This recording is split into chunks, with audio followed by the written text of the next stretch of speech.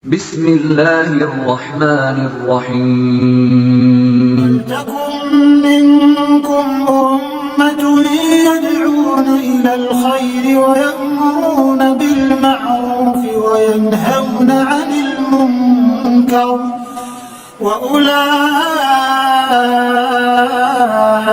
هم المفلحون. Assalamualaikum Ustadz. Assalamualaikum warahmatullahi. Saya dulu suami istri kerja di Bank Ribawi. Awal tahun lalu istri saya berhenti dari Bank Ribawi. Alhamdulillah. Kemudian akhir tahun lalu saya juga berhenti dari Bank Ribawi. Alhamdulillah. Tapi nggak berhenti hidup kan ya? Enggak. Orang banyak meyakini begitu. Dia pikir berhenti dari tempat riba, berhenti dia hidup. Kalaupun berhenti hidup, berhenti dalam keadaan bertaubat. Berhenti hidup dalam keadaan bertaubat, langsung dijemput oleh malaikat Anda untuk dibawa ke surga.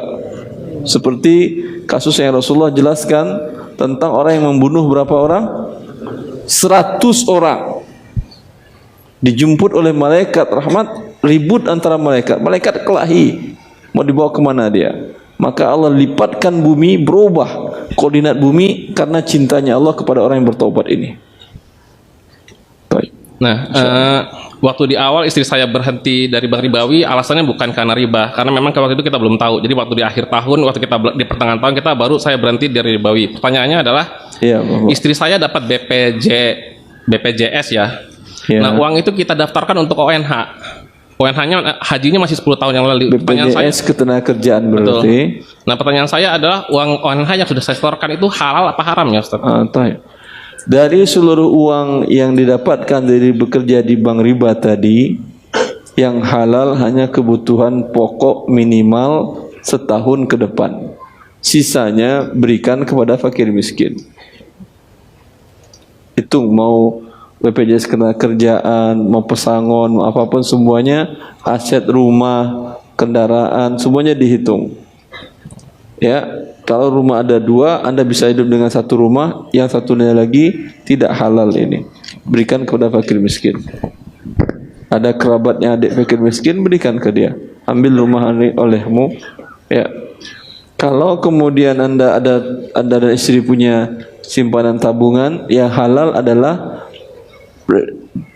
prediksikan, perkirakan kebutuhan Anda dan istri dan anak-anak dan yang orang tanggung Anda ke tahun ke depan berapa, umpamanya sekitar 50 juta, sedangkan pesangon Anda dan istri semuanya sekitar 500 juta. 50 ditahan, 450 bagi-bagikan kepada fakir miskin. Jadi yang ONH kemarin nggak halal ya, Ustaz? Tidak halal, tapi sudah terbayar.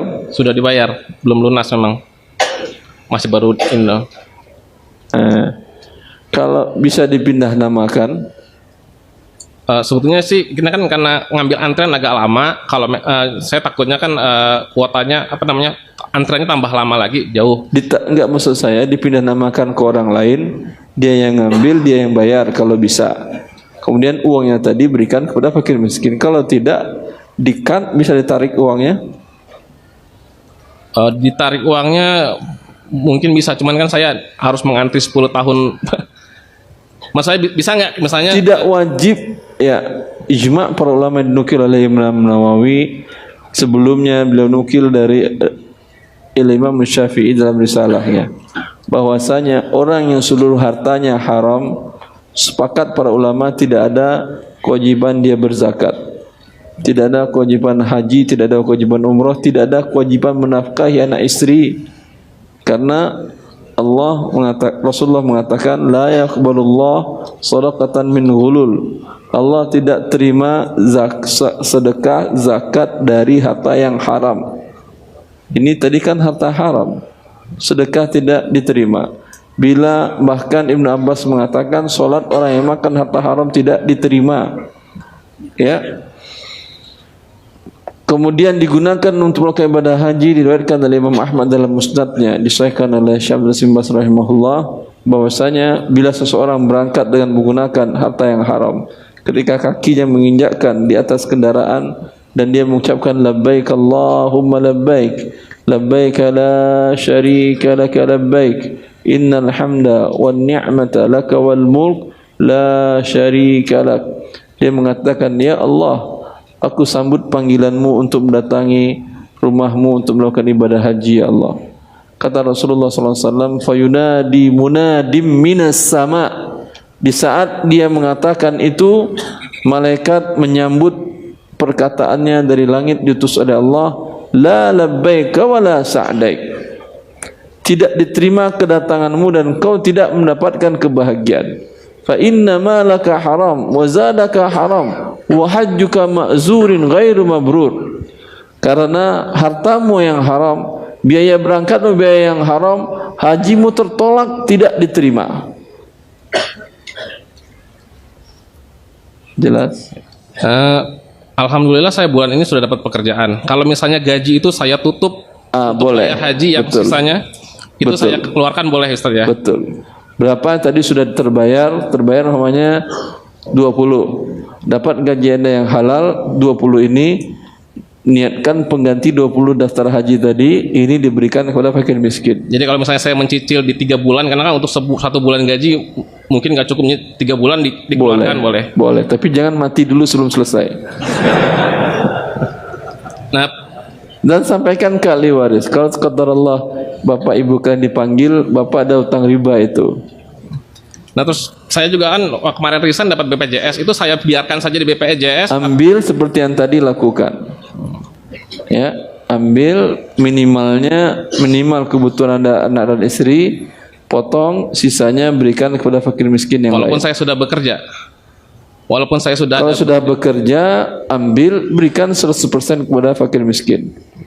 Kalau bekerjanya di tempat yang halal tadi, sebesar uang yang dibayarkan dari perusahaan dan dipotong dari gaji itu halal, hanya pertambahan bunganya saja yang haram. Tetapi ini karena bekerja di tempat yang haram, maka 100%-nya haram.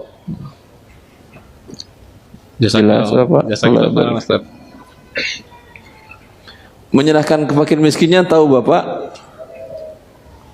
Bisa dibantu dijelasin kalau misalnya saya bantu. Enggak, Anda sendiri cari fakir miskinnya, tapi cara menentukan orang yang fakir miskin begini.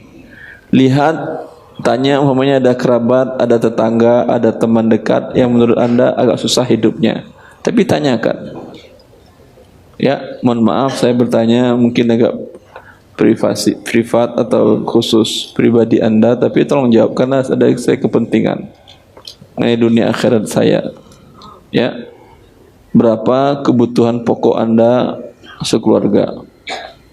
Dia ceritalah, oh alhamdulillah tertutupi. Ya berapa? Kata dia umpamanya kebutuhan anak yang di sana per bulan saya harus kirim buat uang kuliahnya, uang biaya hidupnya sekian. Yang buat yang satu ini pesantren setiap sebulan saya harus kirim sekian. Ya, buat yang di rumah kehidupan sekian. Keluar angka 15 atau 20 juta. Mohon maaf, pendapatan Anda sebulan berapa? 10 juta. Yang 10 lagi, 10 itu kadang kayak tutup lubang, kadang gali-gali gak tutup. Ya, sekali tagih-tagih orang. Ya, kasih dia kekurangannya berarti 10 kan ya. 10 dikali setahun, 120 juta. Bilang ke dia, ambil 120 juta. Tentu kaget dia. Bercanda kamu katanya kan ya. 120 juta kan pasti bercanda kan, segini segepok 120 juta. Enggak, saya nak katakanlah, saya mohon maaf, saya dapatkan ini secara hukum positif halal uang ini, tapi Allah tidak menghalalkannya. Artinya kan takut nanti korupsi kan, kalau korupsi dia takut kan ya. Tapi enggak, secara hukum positif insya Allah Anda tidak dikejar polisi, tapi saya dikejar oleh Allah. Tapi untuk Anda halal kata Ustaz, karena uang riba tadi halal untuk fakir miskin dan untuk kemaslahatan umum. Kasih dia 150 juta. Sungkan juga dan nerima, enggak enak, kebanyakan takut nanti dirampok dia juga. Ya udah, Anda yang bayarkan sekolah anaknya tadi. Minta nomor alamatnya, rekening banknya, setorkan atas nama anaknya. Jelas? Allah barik fikum. وَلْتَكُنْ مِنْكُمْ أُمَّةٌ يَدْعُونَ إِلَى الْخَيْرِ وَيَأْمُرُونَ بِالْمَعْرُوفِ وَيَنْهَوْنَ عَنِ الْمُنْكَرِ وَأُولَئِكَ